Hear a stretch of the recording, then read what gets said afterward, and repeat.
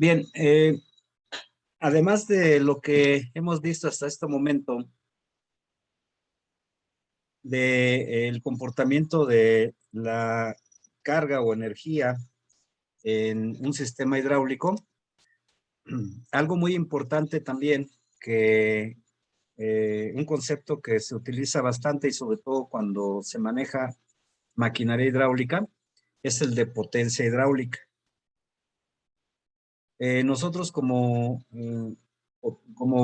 concepto de potencia, recuerdan ustedes en sus asignaturas de ciencias básicas, eh, la definición es de que corresponde a la energía desarrollada en la unidad de tiempo o el trabajo desarrollado por unidad de tiempo. Bien, para el caso de nuestra asignatura, vamos a hablar del concepto de potencia hidráulica. Entonces vamos a considerar que en una sección determinada de un conducto, acuérdense que esto lo deben de tener bien clarito. En cada sección del conducto donde se encuentra un líquido en movimiento, vamos a tener un nivel de energía diferente. Acuérdense que la línea de energía pues presenta una variación, un descenso debido a la pérdida de energía. Entonces, la carga o energía total en cada sección de una estructura en donde circula algún líquido en movimiento, vamos a tener cargas o energías totales diferentes en cada sección. Entonces, por esa razón, aquí se está haciendo énfasis en que se habla de una sección determinada, ¿sí? Puesto que esta carga o energía total va a ser variable respecto de el trayecto que sigue el líquido en una estructura. Entonces, en una sección determinada, en donde vamos a considerar que la energía total E mayúscula, que posee un volumen de líquido respecto de un plano horizontal. Acuérdense que para medir la carga total habrá que establecer un plano horizontal de referencia. La energía total, como ustedes la conocen, viene dada por unidades de fuerza por distancia. Acuérdense que nosotros en hidráulica estamos manejando la energía o la carga total en metros. Esto es porque viene representada por unidad de peso de líquido, esa energía. La energía sabemos que tiene unidades de fuerza por distancia, ¿sí? Newtons por metro o kilos fuerza por metro. Sin embargo, la carga o energía total que hemos estado manejando, si recuerdan, está expresada en unidades de metros. Esto es porque se está representando la energía por unidad de peso. Entonces, si a esa energía por unidad de peso la multiplico por el peso del líquido, el peso del líquido es el producto de la gama por el volumen, ¿sí? Eso es peso del líquido. Si yo multiplico la carga total H por unidad de peso y la multiplico por el peso, pues voy a obtener entonces ahora, ¿sí? La energía expresada en kilos metro o newtons por metro. Y esa energía, pues es la energía hidráulica. ¿Sí? A esa energía así denominada gamma H por el volumen es la energía hidráulica. Para el caso de una utilidad en maquinaria hidráulica, se emplea el concepto de potencia hidráulica. Entonces, la potencia hidráulica sabemos nosotros que es la energía desarrollada en la unidad de tiempo o el trabajo desarrollado en la unidad de tiempo. Si yo multiplico la energía Si yo la divido, mejor dicho, entre el tiempo, obtengo la potencia. Y esa potencia se le denomina potencia hidráulica. También si seguimos analizando los términos que intervienen en esta expresión, el término volumen entre tiempo es un gasto. Entonces, finalmente, para el caso de hablar de la potencia hidráulica en,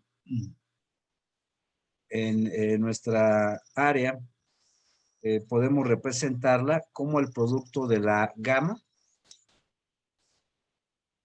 por el gasto y por la carga total H. Entonces, al producto gamma Q por H se le conoce como potencia hidráulica. Esta ecuación 4.3 va a ser de mucha utilidad, sobre todo en casos en donde intervenga maquinaria hidráulica, como vamos a ver a continuación. Bueno, en las unidades del sistema MKS gravitacional o técnico, las unidades de la potencia están expresadas en kilos por metro sobre segundo. Ustedes saben que en el sistema internacional la potencia se expresa en watts. Bueno, para muchas, para el caso de estar analizando movimiento de líquidos en sistemas hidráulicos en donde intervenga maquinaria hidráulica como son bombas y turbinas, se utilizan las unidades que estoy indicando a continuación. Esas unidades son los caballos de vapor, los horsepower, los HP o los watts, ¿sí? Entonces, aquí están indicadas las equivalencias en los diferentes sistemas de unidades. Por ejemplo, el caballo de vapor, un caballo de vapor equivale a 75 kilos metros sobre segundo. Esas unidades están dadas en el sistema gravitacional de acuerdo a esta ecuación 4.3. Bien, hay otras unidades que se utilizan en el sistema inglés que son los horsepower, los HPs. Se utilizan en maquinaria hidráulica, sobre todo para designar la potencia que debe tener una bomba en HPs. ¿Sí? Y para el caso de la generación de energía eléctrica, se utiliza con bastante frecuencia los watts o kilowatts o megawatts o incluso los terawatts. Uh-huh. Entonces, aquí puedo indicar lo siguiente. Un kilowatt equivale a 1000 watts. ¿Sí? Un megawatt equivale a 1000 kilowatts. Un terawatt equivale a 1000 megawatts. Y todavía hay otra unidad más grande. Déjenme ver aquí. 1000 watts. Esto, un terawatt equivale a 1000 megawatts. Y todavía hay una unidad mucho más grande. Es un gigawatt. Vale.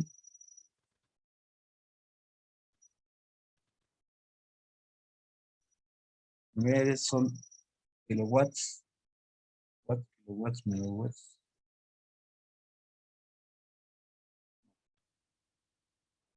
Aquí estoy mal. Aquí es un gigawatt. Vale.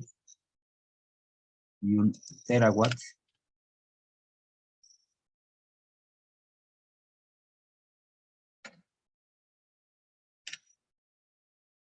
Bueno, ahí estarían las equivalencias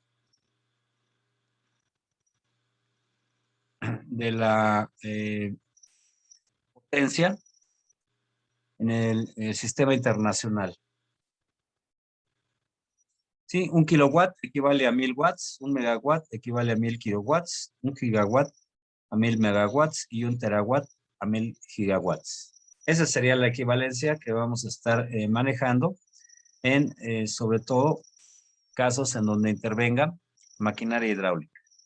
Bueno, vamos a pasar entonces ahora al análisis de los sistemas hidráulicos en donde intervienen bombas hidráulicas. Entonces vamos a ver el caso de sistemas de bombeo. Vamos a estar hablando de conceptos como son carga estática y carga dinámica y eficiencia en bombas. Como todos nosotros sabemos, las bombas hidráulicas se emplean para impulsar toda clase de líquidos. Puede ser agua, aceites, lubricantes, combustibles, ácidos o cualquier otro elemento, ¿sí? Incluso, no sé si han llegado a ver en las construcciones, también hay bombas que están precisamente impulsando hasta concreto hidráulico, ¿sí? Para llevar a cabo, para elevar ese material a zonas pues de mayor altura, como aquí lo indica. Entonces, nosotros en la mayor parte de los casos vamos a estar manejando el fluido que va a ser agua, ¿sí? Salvo en otras ocasiones, pues vamos a hablar de otro tipo de líquidos en los sistemas que vamos a analizar. Bien, miren, aquí les explico cómo está este esquema que muestra un sistema de bombeo. Aquí vamos a tener un depósito en la parte inferior, en la cual o del cual se está extrayendo un cierto gasto. Ese depósito recibe el nombre de cárcamo de succión o tanque de succión, ¿sí? Es el depósito donde se va a extraer el líquido. Lo vamos a conducir por medio de esta tubería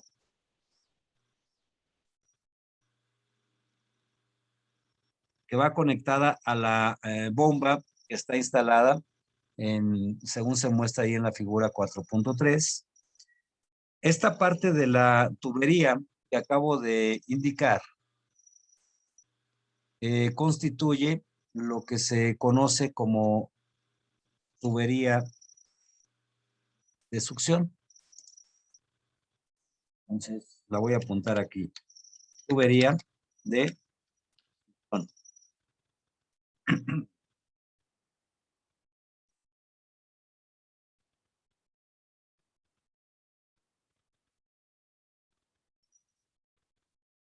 Entonces, esta tubería de succión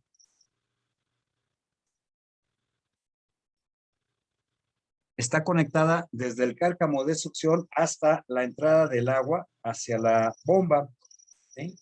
Si es agua lo que estamos conduciendo, pues bueno, será ese elemento. Si es otro elemento líquido, pues bueno, será el que le corresponda.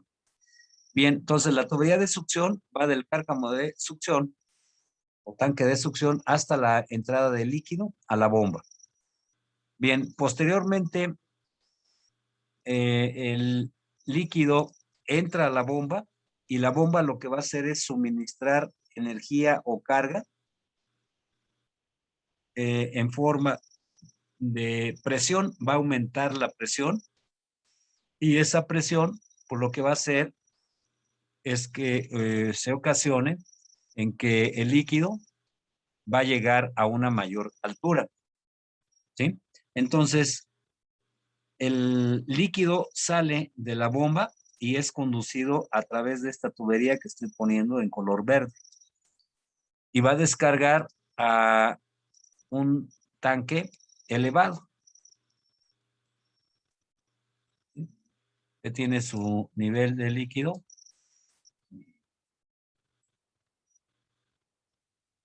La tubería que he indicado en color verde, ¿sí?, recibe el nombre de tubería de descarga.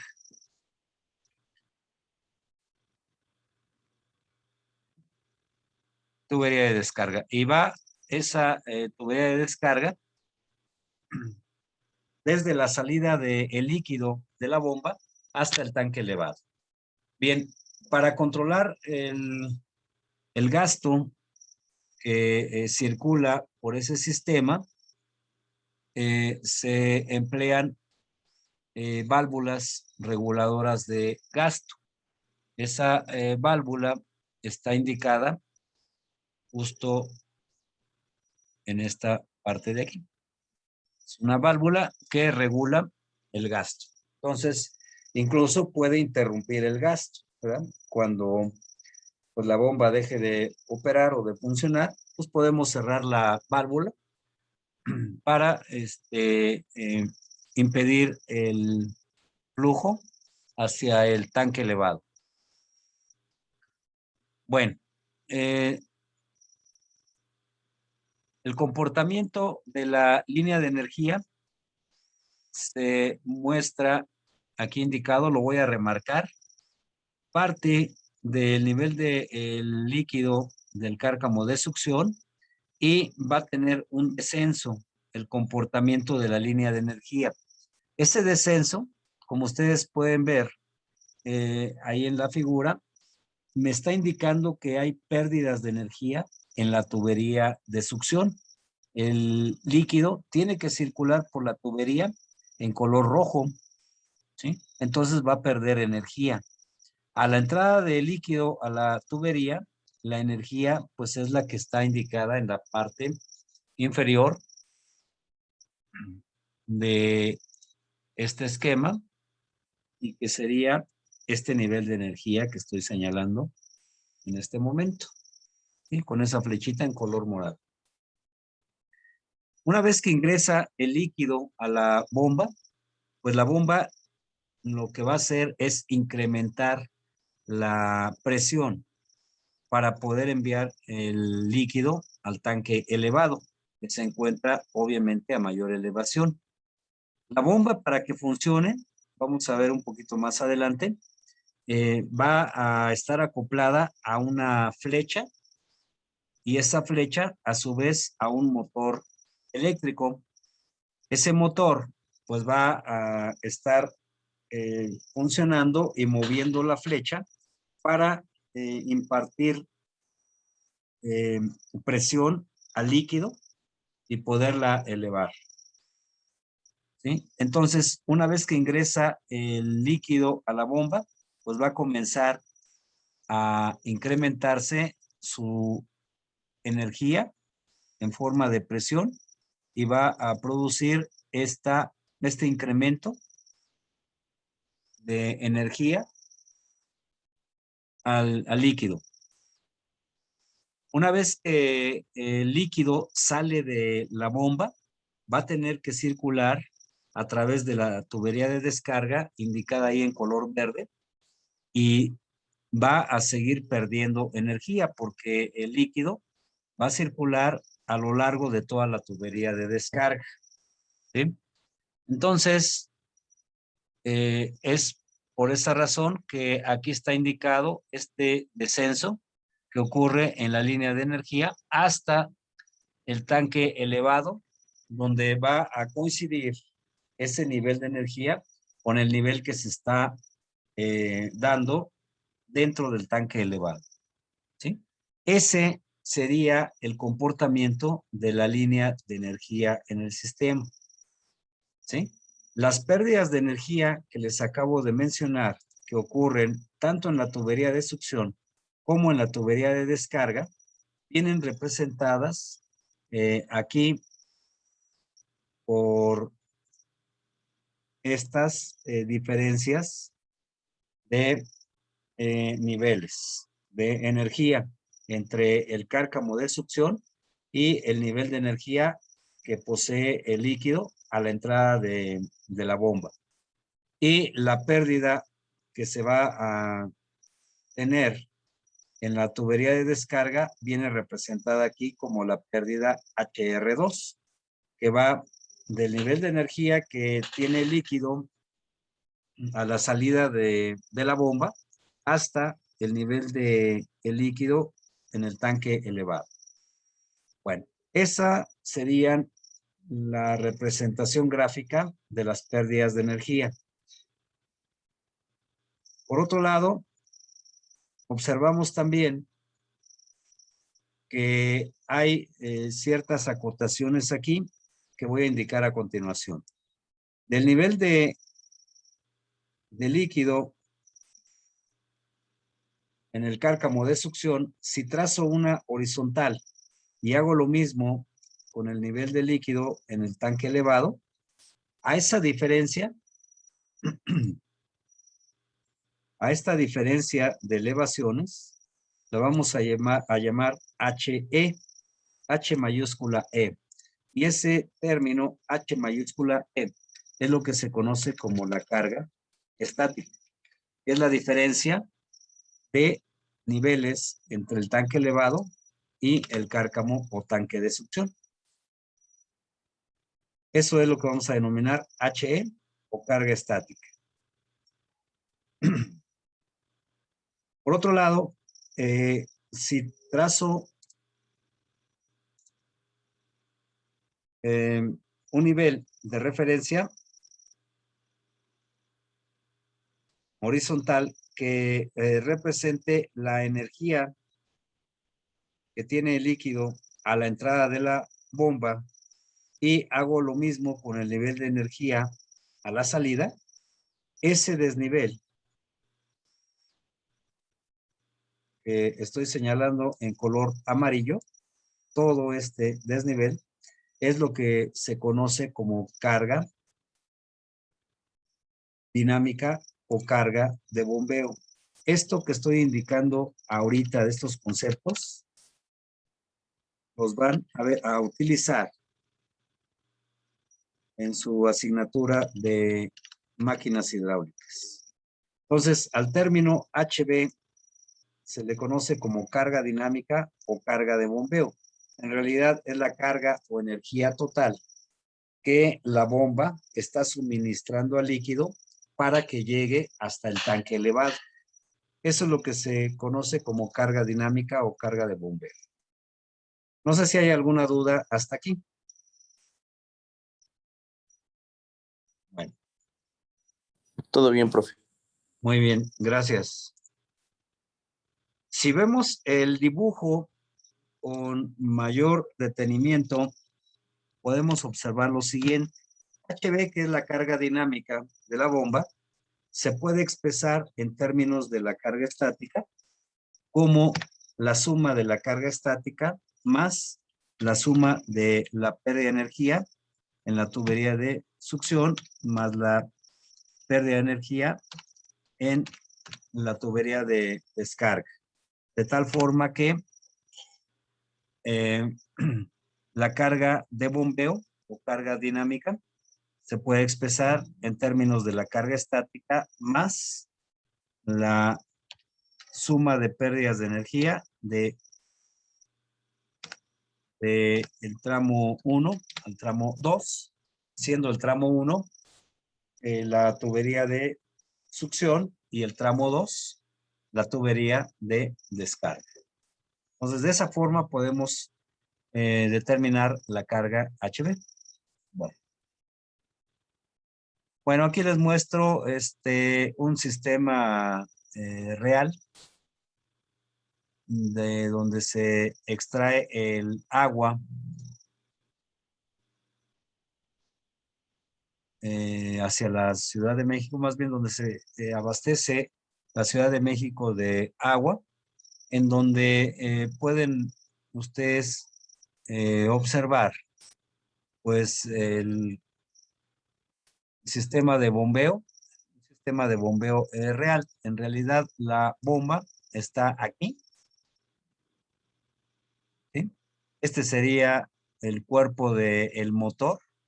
La flecha no se, bueno, sí se alcanza a apreciar un poquito por aquí, muy leve, ¿sí? Y pues el sistema de tubos, ¿verdad? La tubería de succión y la tubería de descarga para a la entrada y la salida de la bomba. La bomba, repito, es en color, está ubicada en esta fotografía en color verde. Como pueden ustedes observar, hay varias bombas, ¿sí?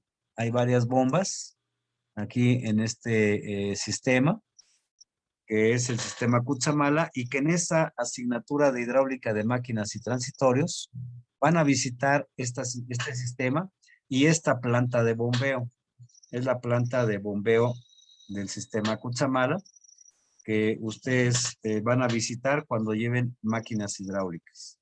Ahí les van a hablar con mayor detalle de los sistemas de bombeo.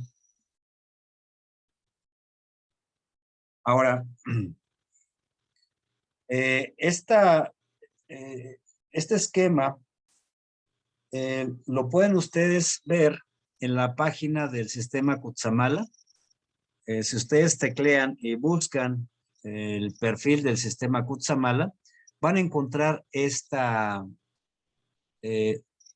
esta gráfica, esta representación del sistema, en donde pueden ustedes observar que la Ciudad de México está ubicada aquí,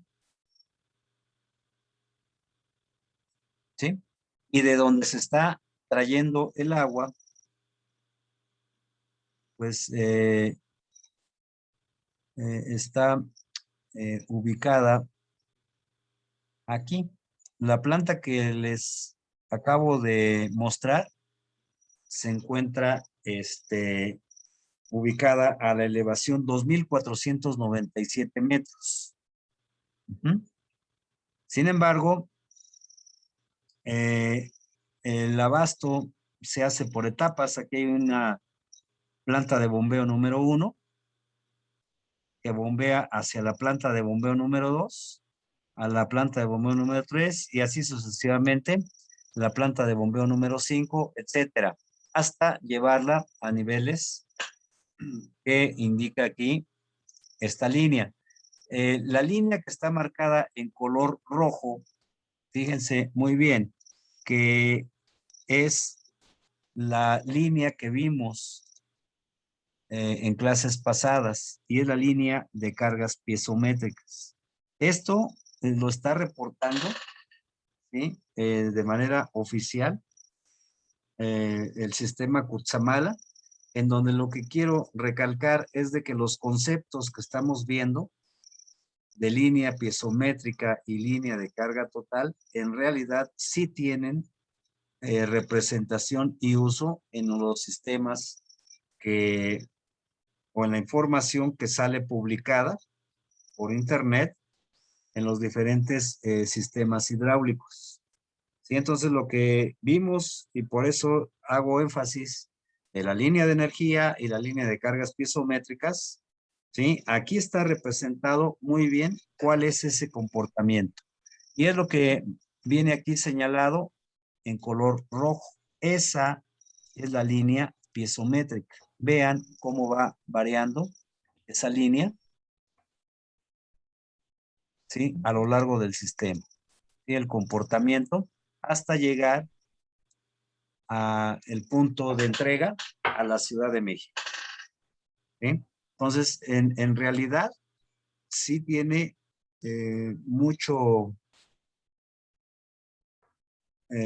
mucha aplicación lo que se está viendo o lo que estamos comenzando a ver en esta asignatura de hidráulica. Observen ustedes también cuál es la diferencia de niveles entre este nivel más bajo, que aproximadamente ha de andar como en la elevación 1640 más o menos, 1630, y el nivel más alto, que corresponde aproximadamente a esta elevación que voy a señalar aquí arriba. ¿Sí? Más o menos anda alrededor de los 2,720 metros.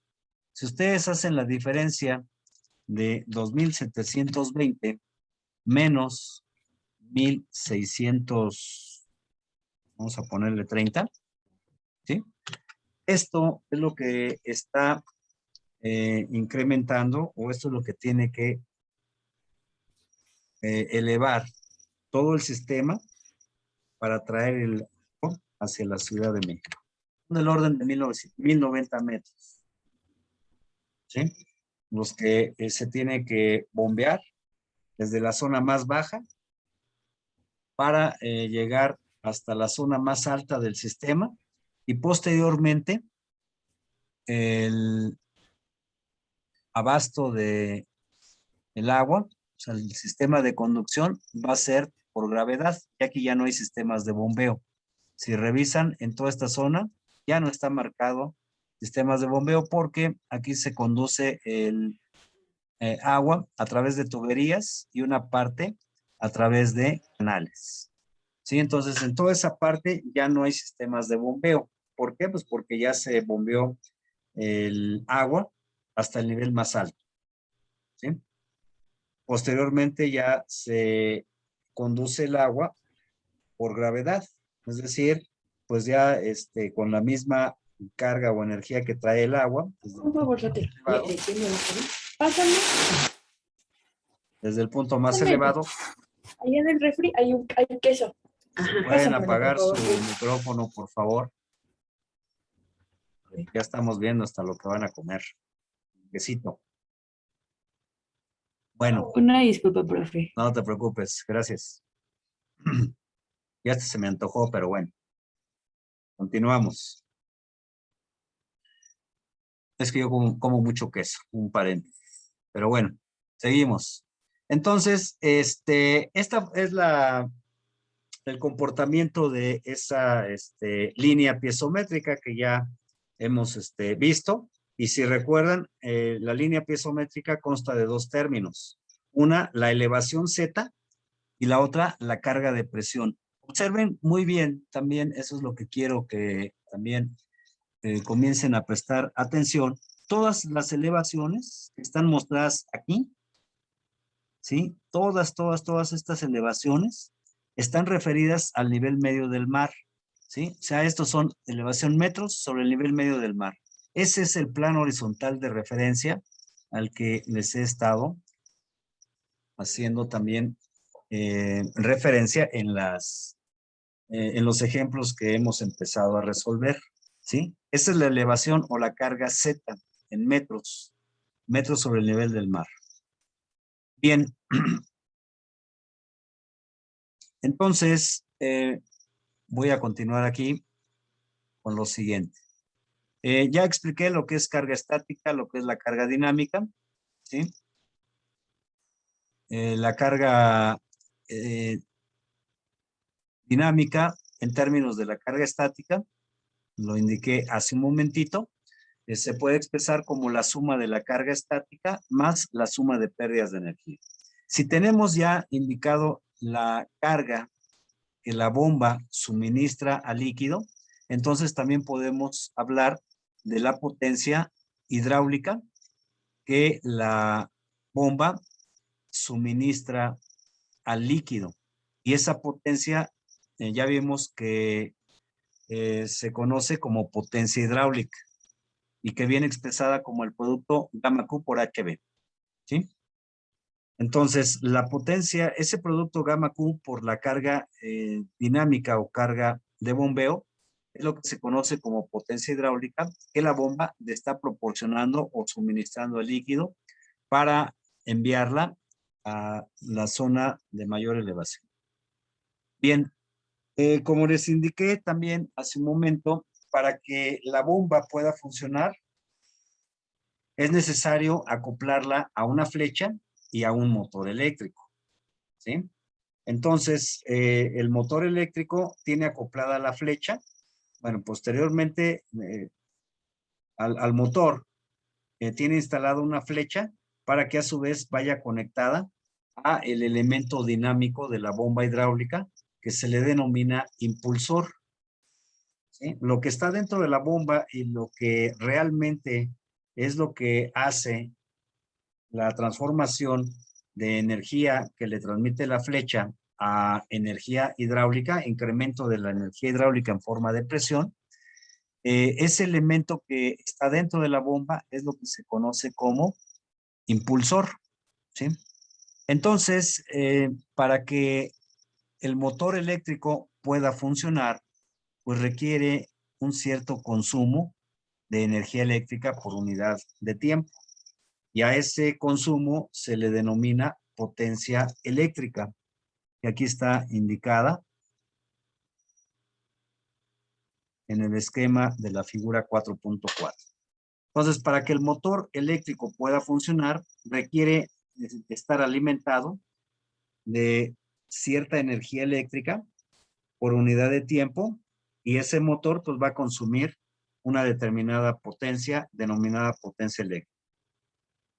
El motor eléctrico pues lo que hace pues es generar un campo eléctrico que a su vez, como tiene instalada una flecha, va a producir que la flecha, debido a la generación de ese campo eléctrico, va a comenzar a girar esa flecha con una determinada velocidad de rotación. Entonces, esa flecha, pues tiene un cierto movimiento, ¿sí? Y ese movimiento por unidad de tiempo, ¿sí?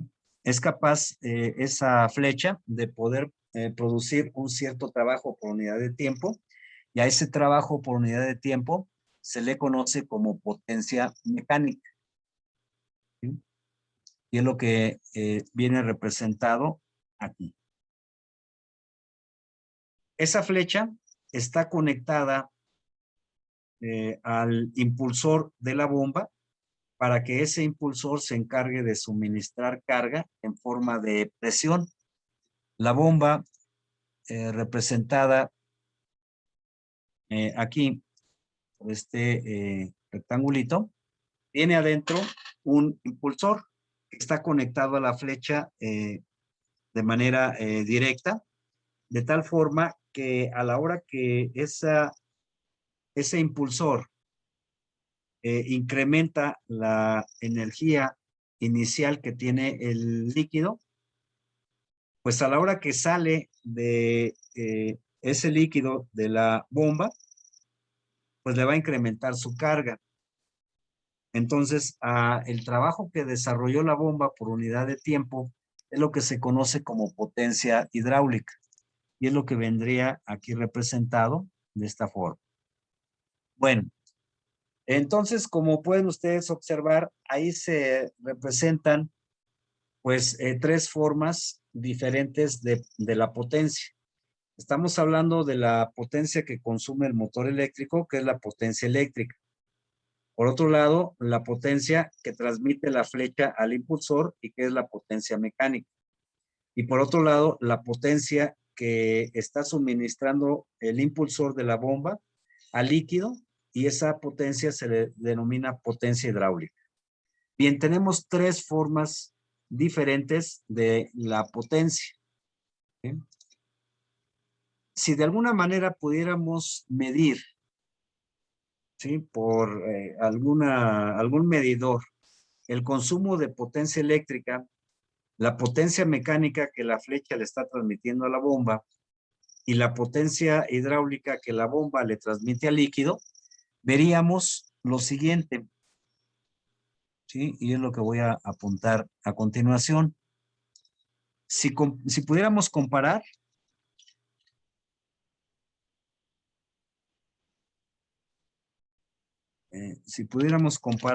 potencias,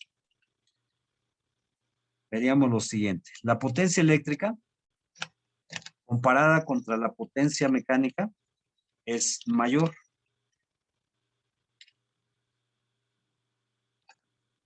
A su vez, la potencia mecánica comparada contra la potencia hidráulica, ¿sí?, es también mayor. Como dicho en otras palabras, si revisan el esquema, se va perdiendo potencia, ¿verdad? ¿Sí? Porque los sistemas no son 100% eficientes. Va a haber cierta pérdida, pues debido al rozamiento, a la fricción entre los elementos mecánicos principalmente que intervienen en este conjunto motor eléctrico bomba, ¿sí? Entonces, si van perdiendo potencia, si se va perdiendo potencia, esto nos va a llevar a hablar de otro concepto, que es el concepto de eficiencia del motor, el concepto de eficiencia de la bomba y el concepto de eficiencia del conjunto motor-bomba. Si hablamos de la eficiencia del motor, la eficiencia del motor va a relacionar la potencia, está saliendo del motor, en este caso la potencia mecánica, entre la potencia que está ingresando al motor. Entonces, esa relación multiplicada por 100 me va a representar la eficiencia del motor en por ciento. En un caso real, el fabricante del motor eléctrico va a tener necesidad de proporcionarnos esa información de cuánto es la eficiencia del motor eléctrico.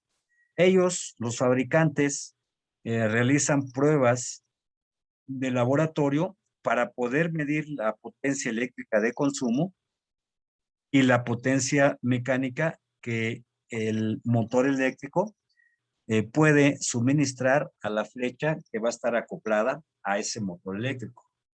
Entonces, de alguna forma, esa información la debe proporcionar el fabricante del motor. Nosotros vamos a estar utilizando valores de la eficiencia del motor que pueden ser del 80, del 90% o cualquier otro valor de la eficiencia. Bien, vamos entonces ahora a hablar de la eficiencia de la bomba. La eficiencia de la bomba va a relacionar la potencia hidráulica entre la potencia mecánica. Siempre para hablar de eficiencias vamos a estar refiriendo primero a la potencia de salida y luego a la potencia de entrada al sistema.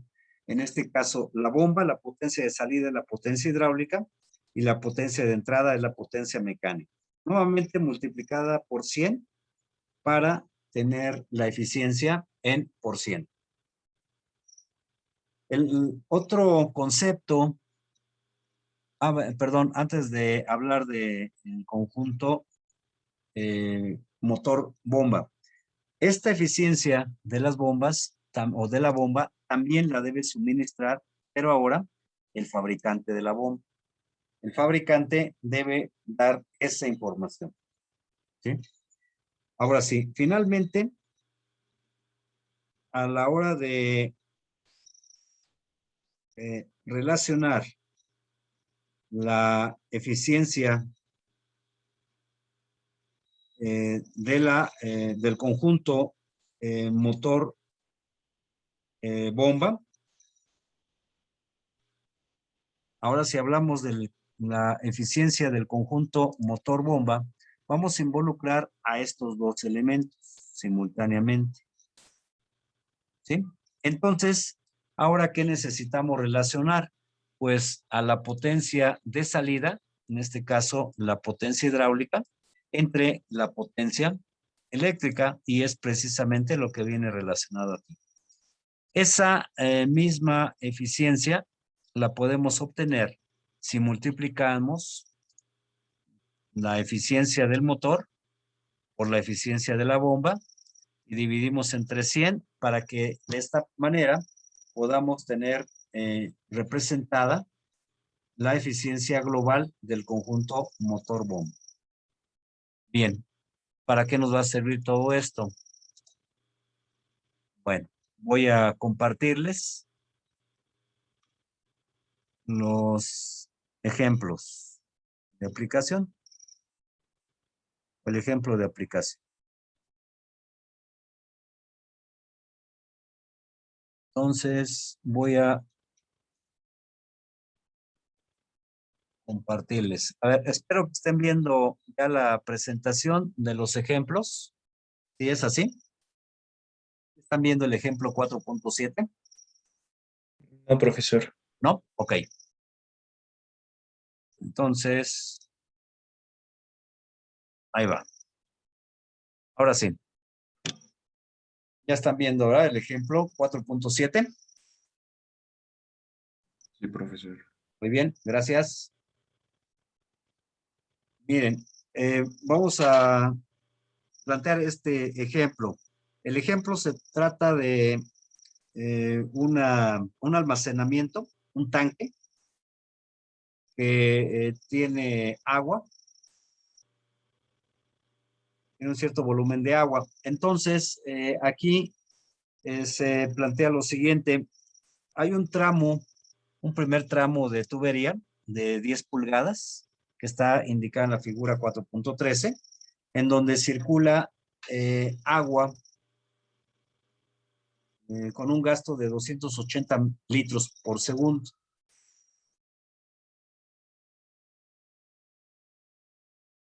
¿Okay? Bueno, ese líquido que vamos a considerar agua entra a una máquina hidráulica que no sabemos si sea una bomba o una turbina. Ahorita vamos a ver cuál sería la forma de analizar. Déjenme ver. Ok. Es que como se está preguntando de que si es bomba o turbina, me quedé con la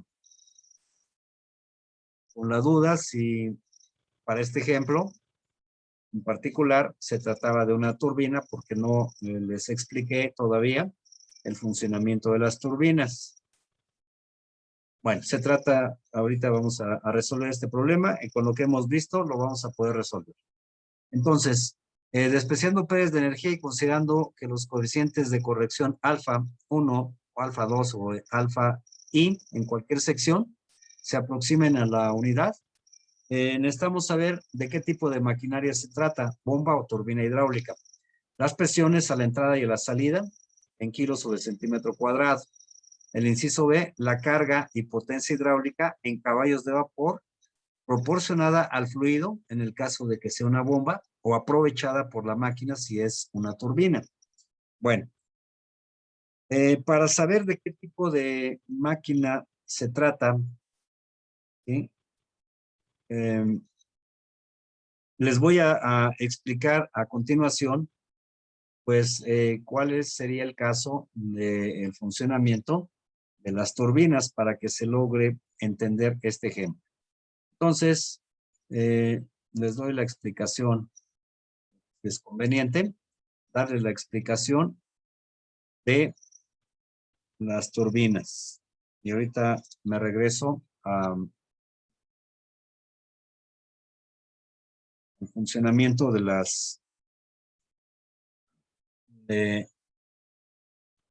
de este ejemplo para determinar de qué tipo de maquinaria se trata. Bueno, entonces antes de ver el ejemplo, vamos a ver la parte de turbinas hidráulicas. Para el caso de las turbinas hidráulicas, voy a indicar lo siguiente. Como ustedes saben, las turbinas hidráulicas se utilizan para la generación de energía eléctrica. Se utiliza agua para mover una turbina hidráulica. El elemento que mueve el agua se le denomina rodete, ¿sí? A diferencia del elemento dinámico de una bomba que es el impulsor. Bien, el rodete aprovecha parte de la potencia que trae el líquido. Esa potencia pues es la potencia hidráulica para poner en movimiento a una flecha que está acoplada a un generador eléctrico, y ese generador eléctrico lo que hace es transformar la potencia mecánica que transmite la flecha en potencia eléctrica. Ustedes van a ver con mayor detalle en su curso de máquinas hidráulicas el funcionamiento de las turbinas hidráulicas. Aquí nada más vamos a ver los aspectos más básicos que se deben conocer para un sistema hidroeléctrico.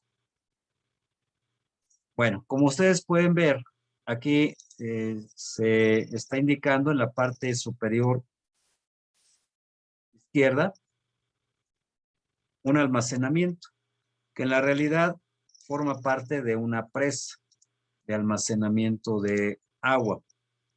¿Sí? Entonces, aquí se está indicando un muro de concreto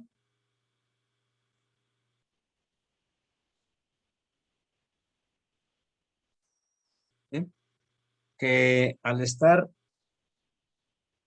impidiendo que el agua del río, de uno o de varios ríos, siga su curso, pues se interrumpe el paso de la corriente de agua por medio de ese muro que forma parte de una presa y se comienza a almacenar un cierto volumen de agua precisamente para la generación de energía. Ese volumen almacenado dentro del espacio recibe el nombre de vaso de almacenamiento. Se está indicando aquí en esta parte de acá. ¿Sí? Bueno, entonces tenemos el vaso de almacenamiento que sirve para almacenar un cierto volumen de agua para ser aprovechado para diferentes fines. Puede ser abastecimiento de agua potable, puede ser riego o puede ser generación de energía eléctrica, como es el caso que estoy indicando. Bueno, posteriormente, el líquido se transporta por medio de un túnel de concreto, ¿sí? Que estoy marcando aquí en color parecido al violeta. Luego cambia a una tubería de acero, ¿sí? Cambia a una tubería de acero que conduce el agua a la entrada a la turbina.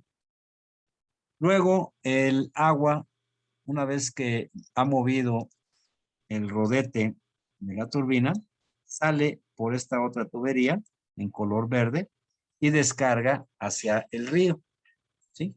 La turbina, pues es este elemento de aquí.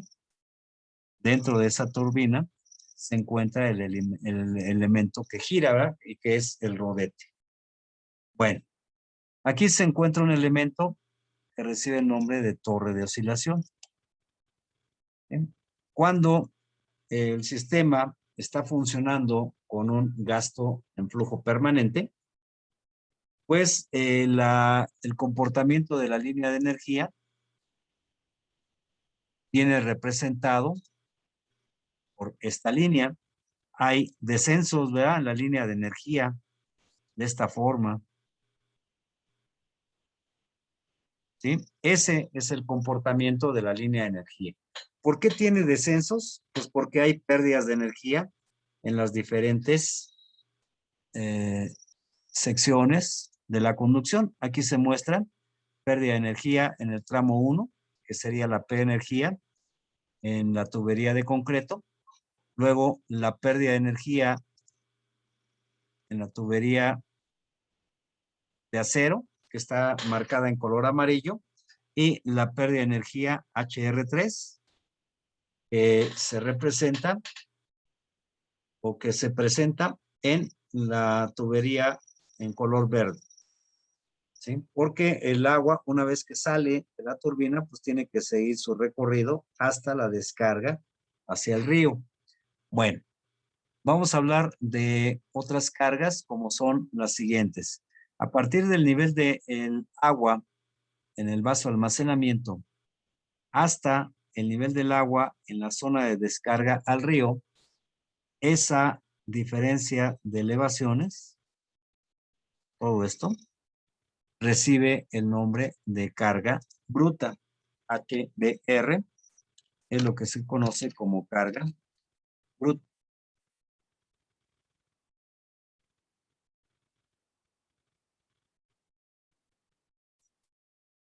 ¿Sí? Y bueno, pues es lo que aparece aquí indicado. Bueno, hace un momento mencioné que el agua le va a ceder parte de su energía a la turbina para que ésta pueda moverse, ¿sí? Pueda comenzar a girar el rodete y ese rodete va de alguna forma conectado a una flecha que a su vez va conectada hacia un generador eléctrico para poder hacer la transformación de energía mecánica a energía eléctrica. Bien, si a la carga bruta, observen ustedes que si a la carga bruta le quitamos la pérdida de energía HR1, la pérdida de energía HR2 y la pérdida de energía HR3, quedaría representada solamente esta parte de aquí. Y esa parte que corresponde a un nivel de energía. Ese nivel de energía es la carga o energía hidráulica que el agua le está transmitiendo a la turbina para ponerla en movimiento. Y es lo que se conoce como carga neta. Es la carga o energía que la turbina está aprovechando de la energía del agua. O dicho en otras palabras, es la energía que el líquido, en este caso que el agua, está transmitiendo a la turbina para ponerla en movimiento. Es lo que se conoce como carga neta. De este esquema puedo yo indicar que la carga neta, HT, es igual a la carga bruta menos las pérdidas de energía. HR1 más HR2 más HR3. ¿Sí? En otras palabras, HBR menos HR totales. ¿Sí? Bueno, hace un momento hice también aquí la representación de una estructura que se conoce como torre de oscilación. Esa torre de oscilación lo que hace, la función principal es que en el momento en que la turbina deja de funcionar, se produce el paro muy repentino del movimiento del agua. Entonces, ese paro del movimiento repentino del agua va a ocasionar un incremento en la presión en el sistema. Inicialmente les comenté que la conducción en color morado es un túnel de concreto. Y luego la conducción que aparece en color amarillo es una tubería de acero. El acero tiene alta resistencia a la tensión, mientras que el concreto, como ustedes saben, tiene baja resistencia a la tensión. Si nosotros no colocamos esa torre de oscilación, que es una especie de amortiguador de la presión, que se origina por el cierre repentino de una turbina, ¿sí? Vamos a producir fallas en el concreto, ¿sí? Por el efecto de esa sobrepresión. Entonces, por esa razón se instalan torres de oscilación al final de la conducción que se muestra en color morado y que representa el túnel de concreto. Si esa torre de oscilación no se instala, ¿sí? Va a ocasionar que cuando se deje de operar la turbina, es decir, cuando el gasto sea cero, cuando se cierre el suministro de gasto a la turbina, ese cierre repentino va a producir que la velocidad en la conducción se haga instantánea, igual a cero, y que ese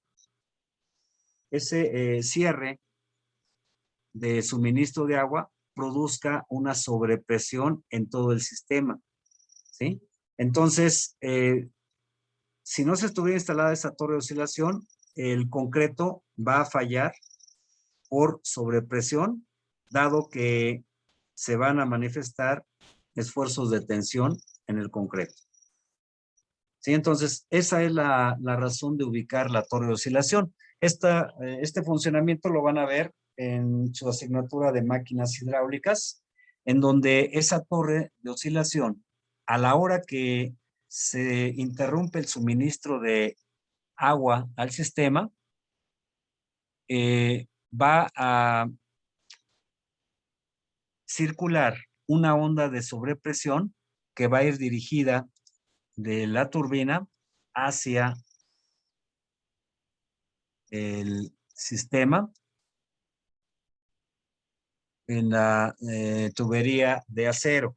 A la hora que la onda de sobrepresión llega a la torre de oscilación, entonces este nivel inicial de energía o de nivel de agua en la torre, que sería este nivel inicial, ¿sí? A la hora que la onda de sobrepresión que va a viajar hacia arriba, puesto que se ha interrumpido el flujo, va a producir entonces que por el efecto de la sobrepresión comience a subir el nivel del agua dentro de la torre. Les indiqué hace un momento que esa torre de oscilación lo que va a hacer es amortiguar el efecto de la sobrepresión. Entonces, sube el agua, ¿sí? Un cierto nivel que compense la sobrepresión y luego como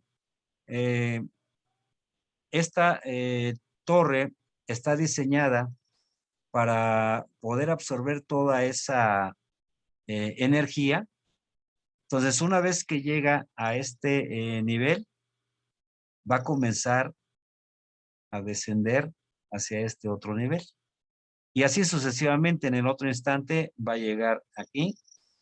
Déjenme poner en otra posición. Va a llegar quizás a un nivel más bajo. Y acá también otro nivel de menor diferencia.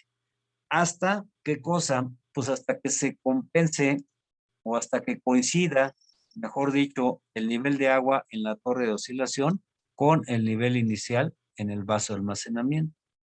¿Sí? Pero esto pues va a ocasionar variaciones en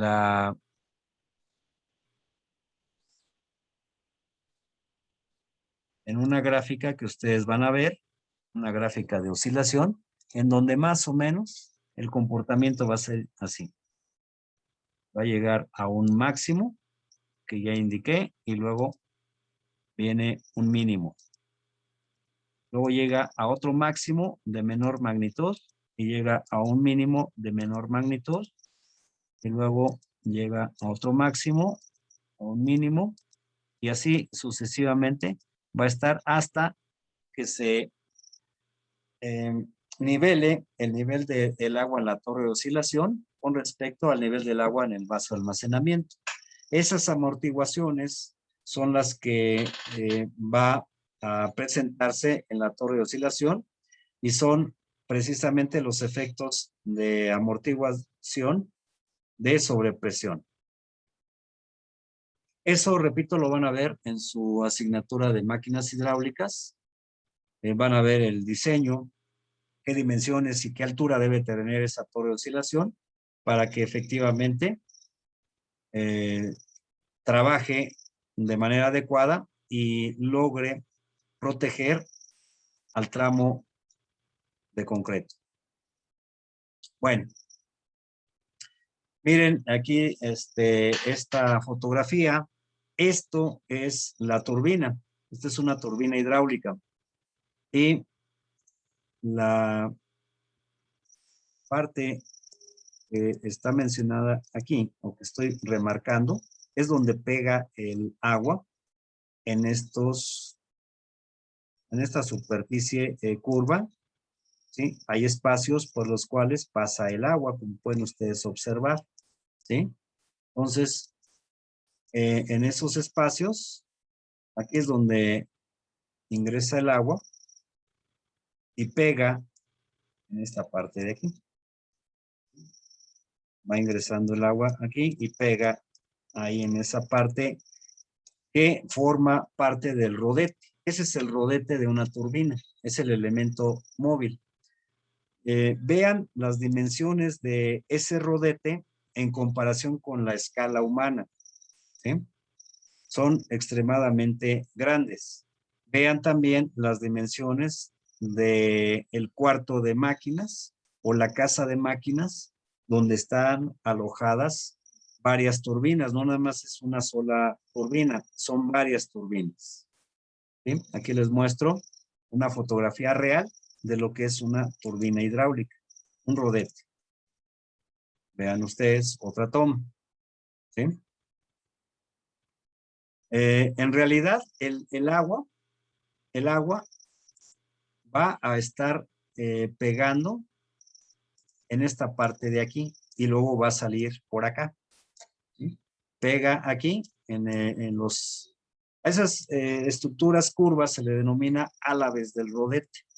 Pega ahí el agua, esto hace que gire este rodete y en la parte superior no se alcanza a ver en esta fotografía, pero debe estar instalada una flecha que a su vez va a ir conectada a un generador eléctrico para transformar la energía en energía hidráulica. Vean aquí otra toma en donde el rodete va a ir instalado aquí. Aquí es donde va a ir el rodete. Y vean los espacios, estos espacios que voy a marcar con una flechita, ahí, por ahí sale el agua, ¿sí? Para golpear el rodete y ponerlo en movimiento, ¿sí? Por ahí sale el agua, ¿sí? Como pueden ver, la tubería a presión es esta de aquí. Esta es la tubería.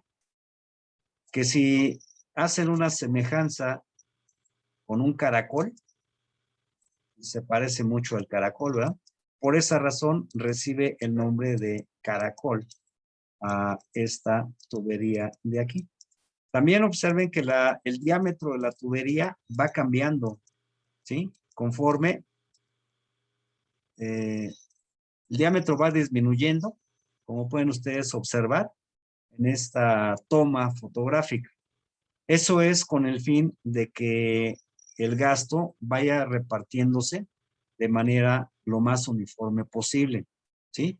Porque les indiqué hace un momento que el agua sale por estas flechitas que estoy marcando en color amarillo, pero conforme va saliendo el agua en esos conductos, pues el gasto, digamos aquí, perdón,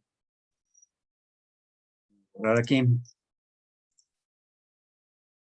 con estas condiciones, el gasto que está circulando aquí, como una parte se deriva acá, pues el gasto ya no va a ser el mismo que el que pasa por acá porque se está derivando hacia acá.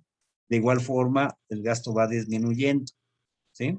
Entonces, por esa razón, también va disminuyendo de manera gradual esta tubería,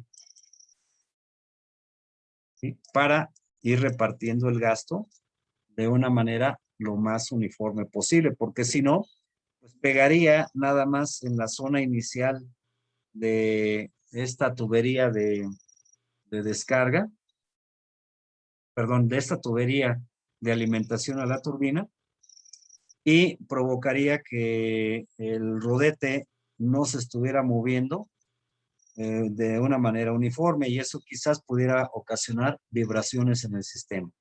¿Sí? Entonces, esto, repito, lo van a ver con mayor detalle en su curso de máquinas hidráulicas.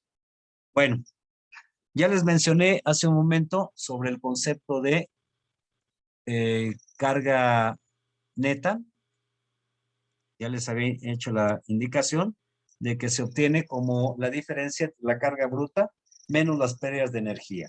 Y la potencia hidráulica que el agua le está transmitiendo a la turbina, pues es igual, igual al producto gamma Q por HT.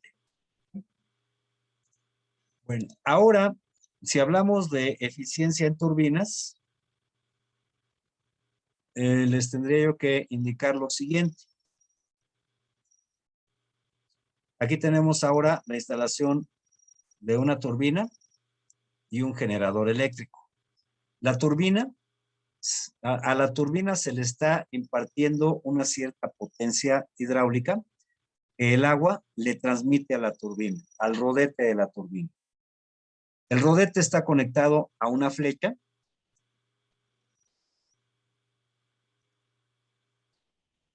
Es este elemento, ¿sí? Y esa flecha, pues está transmitiendo una determinada potencia mecánica hacia un generador que va conectado esa flecha a un generador para que ese generador pues haga la conversión de energía mecánica que tiene la flecha en energía eléctrica. Va a ser la conversión de potencias. Entonces, el generador transforma la potencia mecánica en potencia eléctrica. De igual forma, al caso que vimos hace un momento, al hablar de eficiencias en una bomba, también podemos hablar de eficiencia en una turbina o eficiencia en un generador. Bien, entonces, si se refiere uno a la eficiencia de la turbina, pues vamos a relacionar potencia de salida, potencia mecánica, entre potencia hidráulica de entrada a la turbina. Por 100 nos representa la eficiencia de la turbina en por ciento. El fabricante de la turbina debe proporcionar esta información de la eficiencia de la turbina. ¿Sí? También se indica aquí, para el caso de hablar de la eficiencia del generador, que relaciona la potencia eléctrica de salida entre la potencia mecánica de entrada al generador, multiplicada por 100, y también esa eficiencia va a ser una información que proporcione el fabricante del generador. Si queremos saber cuál es la eficiencia total o global del conjunto turbina-generador, debo relacionar la potencia de salida entre la potencia de entrada, potencia eléctrica entre potencia eléctrica entre potencia hidráulica por 100, que también podemos obtenerla mediante el producto de la eficiencia de la turbina o la eficiencia del generador entre 100. ¿Sí? Muy bien, entonces, en resumen, ¿qué es lo que les puedo yo decir de lo que hemos visto hasta este momento? La bomba o las bombas hidráulicas sirven para incrementar la carga o energía en un sistema. Por lo tanto, ese incremento lo vamos a reflejar en la ecuación de la energía de esta manera, con un término adicional que es el término HB, que es la carga o energía que la bomba le está suministrando al sistema, ¿sí? Entonces, en la ecuación de la energía vamos a ver reflejado ese incremento de carga o energía, ¿sí? con un término más HB. Bien, ¿qué sucede para el caso de una turbina? Para el caso de las turbinas, sucede el caso contrario. La turbina está aprovechando la energía del agua. Entonces, de la ecuación de la energía, vamos a tener que, dado que el agua le comunica o le está transmitiendo parte de su energía, en la ecuación de la energía vamos a ver reflejado ese suministro de carga a la turbina como un término menos HT. El agua le está transmitiendo o cediendo parte de su energía y a ello se va a ver reflejado con ese término menos HT. Bueno, la clase siguiente vamos a ver ahora sí el ejemplo que en un principio estaba indicando hace un momento, porque pues sí hace falta ver